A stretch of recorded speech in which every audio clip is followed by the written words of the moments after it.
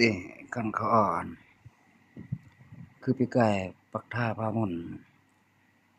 ก็มันคนไทยแล้วชุมนูนะชนเผ่ามงเอา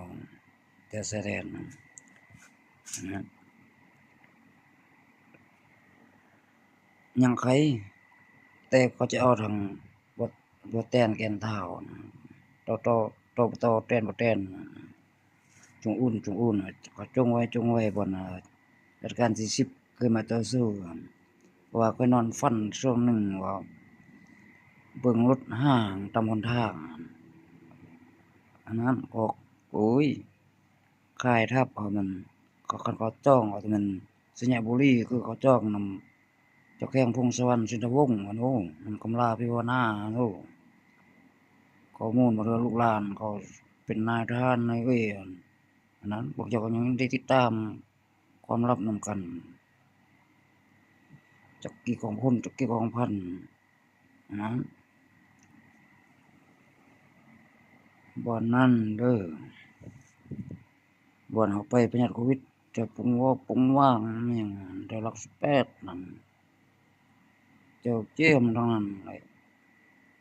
ก็ดีแหละเขาท่านจีนฮู้ท่านสร้างทางแต่อุดมไสไปหาเมืองเงินนั่นอันนั้นโรงงานจีนไปเฮ็ดโรงงานอันนั้นอันนี้เพื่อไว้บ่อนสต๊อกคนไป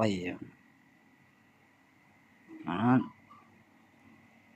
แต่ทางบ่แต้มกันเท่ายังน้อยเด้คนจีน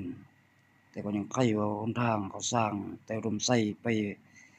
ทางสะดวกเพิ่นครัวเพิ่นเอ้ยพอเขาใส่รถลายเซารถลายแล้วอาจจะแล้วไวอันนั้นอันนั้นก็บ่ได้ทับค่ายเขาต้องเร่งทางนั้น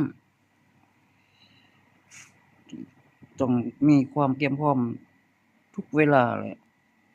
ทั้งสัญญบุรีทั้งเมืองเพียงน้ำปี้ทางนั้นทั้งบ่เติ้นทั้งบ่แต้นแก่นเท้าและบัดนี้มันเอ้ยปุ้ยอันนี้แหละคนชายแดนน่ะพวกเจ้าบ่ต้องว่าคิดว่าเข้าข้างอยากเข้าไทยบ่อนพวกเจ้าสิบ่ได้อยู่บ่ได้นอนอันนั้น